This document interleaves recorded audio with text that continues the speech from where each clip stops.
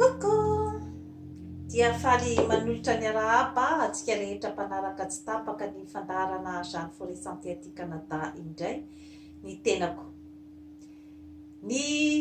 resadresantsika anio zany dia ny momba ny lohateny hoe inona ny olana amin'ny fitaizana zanak'olona. Satria trangam-piarahamonina indray zany no resantsika anio. Inona matetika ny zavatra mitranga, ny lesoka ary ny fahadisom-panantenana ao anatin'io fitaizana zanak'olona io. Matetika zany ny hoe mitaiza zanak'olona dia hoe mitaiza zanakavana ohatra hoe tsy dia manana loatra zany tsy manan-katao ny ray aman-dreniny dia hoe misy zany ny fiatrana hoe andao mba ho taizana ty zaza ty sao dia mba mety hanampy anazy amin'ny fiainana. Misy ny hoe mitaiza zazak'amboty nalaina tany amin'ny orphelinat amin'izao fotoana zao moa zany dia efa malaza koa zany amin'ny hoe vedety isan-karazany amin'ny Hollywood reny zany dia hoe mitaiza zaza alaina any amin'ny orphelinat any amin'ny tany mahatra zany. Dia io ihany koa zany ny hoe fitaizana zanaka tsy zaza nateraka ao zany amin'ny hoe karazana fifanampiana amin'ny fiarahamonina amin'ny fianakaviana. Zany zavatra rehetrarehetra zany eo ihany koa ny hoe resaka kamboty ao amin'ny fianakaviana dia taizana zany misy ny havana izay maka an'ilay zaza ho taizana zany. Ny zava-misy nefa zany dia ny hoe mieritreritra foana zany ilay olona nitaiza ny hoe nanao soa. Zay zany no sentiment voalohany ananan'ilay olona izay hoe nitaiza, zany hoe teo foana zany ny eritreritra hoe nanala fahasahiranan'olona zany ary nanao adidy mavesatra, satria adidy mavesatra tokoa zany hoe mitaiza zaza tsy zanakao izany. Ny zavatra mateti-pitranga nefa dia ny hoe fahadisom-panantenana izay mipetraka zany eo amin'ny mpitaiza. Ny hoe toa tsy mba namaly babena na toa tsy mba namaly fity ny zaza roa taizana. Natao ara hoe tsy amin'izay hoe sens du terme hoe mamaly babena, satria mety mamaly babena arabola ilay zaza nitaizana ohatra amin'ny resaka materialy, fa tsy dia tena misy loatra zany ilay tena hoe fifankazahoana po tanteraka izay nandrasan'ny mpitaiza. Maro dia maro zany ny ambadiky ny zavatra ohatran'izay, satria ara-biolojika, ara-psikolojika dia ny fifandraisana eo amin'ny ray aman-dreny sy ny zanaka izay zanakao naterakao nalaoky ny kibonao. Izay fifandraisan'izay zany ara-biolojika no misy ny ataontsika zany hoe fifandraisana natoraly, fifankatiavana natoraly eo amin'ny ray aman-dreny sy ny zanaka. Fa raha vao hoe miditra zany amin'ny hoe fitaizana zaza tsy nateraky ny kibonao, misy foana izay karazana hoe tsy ray aman-dreniko ty, ary mametra-panontaniana foana ilay zaza. Tena zavatra réaction naturelle ao amin'ny olombelona zany zavatra zany mametra-panontaniana ilay zaza hoe inona no antony nitaizana ahy, inona no antony nangalana ahy tamin'ny ray aman-dreniko, ary aiza ny ray aman-dreniko. Réaction normale zany amin'ny olombelona iray, ny fanontaniana sy ny curiosité ao anatin'ny lohany ao hoe iza marina moa zany ny ray aman-dreny niteraka ahy, ary inona marina ny tantarako, ary mipetraka koa ny aiay hoe sao dia zaza nangalarina ary a indrindrandrindra moa zany a amin'ireny hoe zaza nalaina tany amin'ny tany mahatra ohatra tany amin'ny orphelinat de mieritreritra zany a ilay nitaiza fa hoe manao ny adidiny ary dia na de atao ara zany hoe tena ao anatin'ny fitiavana tanteraka na hitondrana an'ilay zaza dia nisy témoignage be de be zany a tato amin'ny radio Canada momban'izay hoe témoignage ny le ankizy notaizana zany dia tao nahitana karazana réaction maro dia maro mihitsy zany a izay hoe tena miteraka surprise kanefa natao ara hoe miteraka surprise dia rehefa adiadinao amin'ny maha olombelona dia mitombona ny zavatra lazainy satria dia maro tamin'ireo ankizy ireo zany a no namoaka ny tena tao anatin'ny fony ny hoe ao anatin'ny sainay foana ozy izy a ny mieritreritra hoe iza marina ny ray aman-dreninay zay zavatra zay a de tena tsy miala mihitsy zany mandritry ny androm-piainanay ray manontolo izy izy izay hoe iza marina ny ray aman-dreninay ary mbola velolany ve ary inona no antony nandefasany inay tany amin'ny orphelinat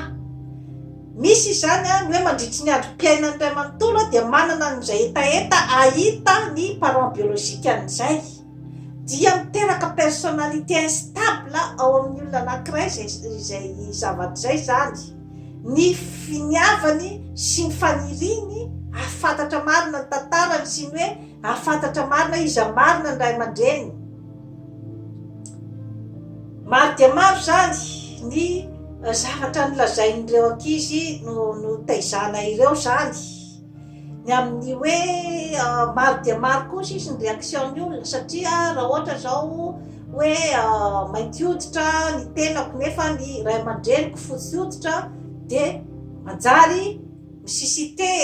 curiosité betsaka zany na ny ampianarana na ny olona manodidina de matetika koa izy zany a ny olona amin'ny manodidina zany a de miteny anay hoe tena manabita anareo a mba nisy olona niatra anareo ho aty niatra anareo hitaiza anareo de somary manohina ny fo zany zavatra rehetrarehetra zany ozy izy le ankizy satria hoe tonga de ohatrany hoe mametraka zany hoe karazana fiatrana sy reconnaissance zany a hoe avy aty aminay kanefa zareo ny safidy ny taizanay enjana be ny discussion zany a manoloana an'izay zavatra rehetrarehetra izay ara-biolojika koa zany sy ara-psikolojika dia tsy misy mahasolo ny fitiavan'ny ray aman-dreny tsisy olombelona mahasolo fitiavan'ny ray aman-dreny indrindrandrindra ka raha zaza tena hoe hitany ny hoe nahafatesan'ny ray aman-dreniny hoe nahatsiaro teny izy de nefa hoe nitaizan'ny havana zany ny havana matsakaiza tsisy mahasolo an'izay sentiment zay ny zavatra sarotra nefa de ny hoe samy sarotra daholy na ny position'ny zaza tezaina na ny position'ny mpitaiza satria ny antony de ny hoe ilay zaza tezaina dia tsy misy afaka zany a anitrana ny fery ao aminy ny amin'izay hoe nahafatesan'ny ray aman-dreniny zay kanefa koa nefany a ny mpitaiza koa etsy an-daniny a dia mieritreritra fa mba manao mety eo zany a matetika zany a no hoe ny mpitaiza mitady reconnaissance ho an'ny zaza tezaina ny zaza tezaina nefa dia aoka fantatritsika koa fa mbola zaza izy no niaram-boina tamin'ny hoe resaka fahakambotiana zany mbola kely ny sainy a mbola tsy mahatakatra ny hoe izao ane tokony hanana reconnaissance amin'ity olona mitaiza ity. Izany hoe izay zavatra izay zany dia any aoriana rehefa lehibe izy miankina amin'ny fahendren'ny tsirairay izay zavatra izay. Rehefa any aoriana izy mba manana tokantrano koa dia eo no tsapany fa zava-dehibe ny nataon'ny olona mitaiza azy. Fa amin'ny fotoana mbola mahakely azy iny tsy hanana an'izay réflexe izay izy, fa ny ao an-tsainy dia ny hoe maninona no tsy taizan'ny ray aman-dreniko aho. Satria mantsy izany matetika n'ilay décision amin'ny hoe hitaizana an'ilay zaza zany dia décision ny olo-dehibe anankiroa raha ohatra ka mbola samy velona eo ohatra le otota, na hoe raha ohatra hoe akamboty dia décision ny olo-dehibe ny miteny hoe hitaizana ataonay le ankizy. Ka izay ratrapo ao anatin'ilay ankizy izay nefany izay zavatra izay dia ao aminy izy ihany no mahafantatra an'izay. Fa mila famatoran-tsaina goavana dia goavana zany amin'ny mpitaisa ny ahipetraka amin'ny plasin'ilay ankizy izay tafasaraka na tamin'ny fomba manao ahoana na tamin'ny fomba manao ahoana ny ray aman-dreny niteraka azy. Tena mila karazana famatorana sy fitiavana goavana dia goavana zany avy amin'ny mpitaisa no ampirindra sy apety ny fifandraisana po. Satria izay efa avy ny tany secteur izay daholy izany ny sentiment mipetraka ao amin'ilay zaza tezaina. Hoentiko ampietreretana antsika fotsiny zany zany zavatra rehetrarehetra izany amin'ny hoe zava-misy amin'ny resaka sosialy zany, ny disadisa misy, ny olana misy eo amin'ny fifandraisana. Ka ny tiako ampitaina fotsiny zany dia ny hoe ny fanapahan-kevitra andeha hitaiza zanak'olona dia fanapahan-kevitra goavana dia goavana io ary engagement goavana dia goavana. Satria tsy voatery ho ny zavatra eritreretinao no zavatra hitranga eo, ary tsy fantatrao koa ny hoe toetra genetika efa misy koa zany ao amin'ilay zaza tezaina. Satria matetika raha mbola kely izy zany no tezainao dia matetika efa manana ihany koa izy ny toetra ara-boajanahary ao aminy. Ny tiako atongavana zany dia ny hoe inona no tokony ataonao zany rehefa tapa-kevitra ianao zany hoe hitaiza zanak'olona. Satria indraindray koa mantsy misy koa ny circonstance hoe voatery zany ny mitaiza ny zanak'olona. Satria raha ohatra ka hoe zanakava na kaboty ohatra dia hoe ianao ihany zany no mandray ny adidy, afaka handray ny adidy hitaiza an'ilay ankizy amin'izay fotoana izay dia adidy izy amin'izay. Ary hoe ao ihany koa nefa ny misafidy, satria tsy maintsy ianao ihany koa ny misafidy an'izay zavatra rehetrarehetra izay. Ka ny toe-tsaina tokony hoe ho raisinao zany ianao izay tapa-kevitra ny hitaiza zanak'olona dia ny hoe raisiko ny adidiko zany izao no tanjoko hitaizako an'ity zazy ity. Rehefa fantatrao tsara zany ny hoe tanjonao dia ny amin'ny hoe mba hanampy olona hikopa-kelatra ary dia anao izay azonao atao zany mba atafitanyity zaza ity zany ny fiainany. Rehefa rahatrizay zany izy miala ny trano. Efa ataovy ao an-tsaina fa ianao akory tsy afaka hasolo ny ray aman-dreny niteraka azy.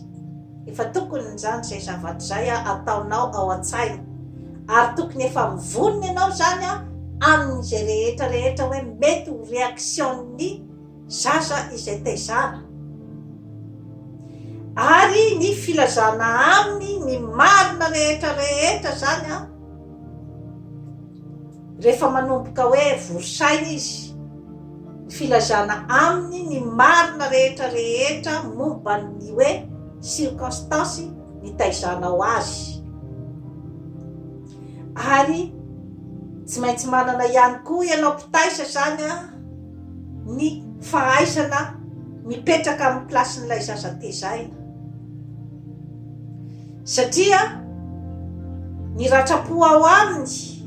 de tsy azonao ho fafana fefa ratrapo mipetraka zay, fa manao ny azonao atao ianao zany a ny amin'ny hoe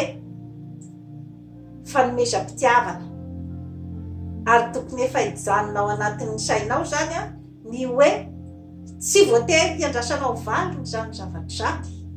fa fampitoninao ny sainao a ny amin'ny hoe nanao ny adidinao ianao a tamin'ny fiarahamonina, ary dia tokony hiezaka koa ianao, aiza moa ny olombelona no hoe tsy hisy ny olanolana eo amin'ny fifandraisana, aiza moa ny hoe tsy hisy ny fifandonana amin'ny maha olombelona, tsy maintsy misy zay zavatra zay, ny hevitra tsy mitovy, ny fomba fijery tsy mitovy, ny hoe fananarana sy ny hoe fibedesana an'ilay zaza, kanefa tadidio fa ny fihetsika rehetrarehetra izay ataonao a dia eritreretiny foana fa raha ohatra zay hoe fibedesana zay zany de eritreretin'ilay zaza foana fa hoe satria ianao a tsy ray aman-dreny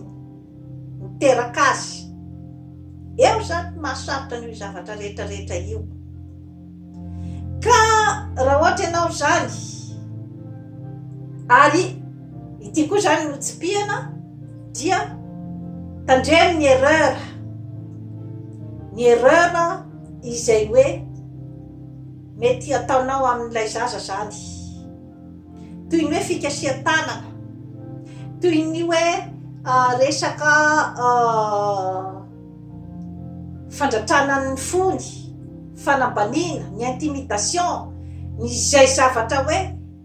sentiment négatif rehetra zany a dia tsy tokony atao amin'ny fifandraisanareo, satria tonga de iny zavatra negatif iny no mijanonao anatin'ny sainy, satria hoe enao tsy ray aman-dreniny. Mila fahamatorana goavana de goavana na ho an'ny mpitaisa zany na ho an'ilay olona no taizana rehefa any aoriana, rehefa mamakivaky ny fiainana amin'ny maha olo-dehibe izy, raha ohatra ka olona misaina dia hanadiady ny soa vitan'ny olona ny taiza azy taminy, ary dia hamaly an'izany fity zany, ary hanana ny atao hoe reconnaissance amin'ny fiainana. Raha ohatra ka olona zany a manam-pahendrena sy olona misaina ny olona no taizana tao, satria na tiatsika na tsy tiatsika dia izay scénario rehetrarehetra ny tantaraiko teo zay, izay no zavatra mitranga ao anatin'ny sain'ilay zazany tezaina sy ao anatin'ny sain'ny olona mpitaisa. Ka ny afotsiny zany ny teniko de hoe aza miandry zavatra betsaka loatra amin'ny zaza no taizana, satria eo no mandiso ny fanantenana mantsy raha ohatra ka de diso miandry zavatra betsaka loatra, fa rehefa manana an'ilay hoe reconnaissance izy, mamaly fity izy a de efa zava-dehibe zay, ary soulagement ho anao mandritry ny androm-piainanao ray manontolo ny nanao soa, izay zany a no tokony hoe zavatra hitondrana amin'ilay fifandraisana, satria dia indraindray dia misy amin'ireo zaza izay no tezana no mifototra amin'ny olona ny taiza azy zava-misy daholo zany zavatra rehetrarehetra izany ary dia miapanga ny olona ny taiza azy amin'ity karazany zavatra rehetrarehetra ity amin'ny resaka lova sy ny sisa sy ny sisa. Misy tena mivadika ho fahavalon'ny olona mpitaiza ka tsy ampidiriko ao moa zany ny resaka hoe resaka harcèlement sexuel na ohatran'izay zany indray tsy ampidiriko ao iny fa zoan'ilay zaza nitezaina tanteraka ny mitory ny olona izay nanao zavatra tsy mety taminy nandritry ny fitaizana azy zony tanteraka zay. Fa ny amin'ny resaka hoe famalina fity zany dia tokony manana eritreritra koa ny zaza nitezaina ny amin'ny hoe tsy voatery anie ty olo ty nanao an'ity fihetsika ny taiza ity, olombelona koa izy mba manana ny fihetsem-pony, ndraindray izy mba tezitra, ndraindray izy mba nety nisy teny solafaka, ndraindray izy sahala amin'ny olombelona rehetrarehetra nefa de zava-dehibe ny taizany ahy izao izay tsy zanany naterany. Zavatra tsara de tsara hoentin'ny olona iray amin'ny fiainany ny mahalala makasitraka satria ao anatin'ny fahasalamana ara-tsaina ara-batana ary ara-panahy ny fahaizana makasitraka, ny fihetsika nomena maimaipoana aminao. Zava-dehibe ny fanaova-tsoa tsy de hiandrasam-baliny, zava-dehibe zay zavatra zay koa amin'ny fiainana. Trafikenao me mahery ho an'izay voakasiky zay zavatra rehetrarehetra izay ambava homana ampomeritreritra dia manaova abonnement amin'ny Jeanne Forêt Santé aty Canada fa hanatsara ny fiainanao ary dia hitondra hasambarana ho anao ary hanazava zavatra maro izay mety majavozavo ao anatin'ny sainao. Veloma tompoko.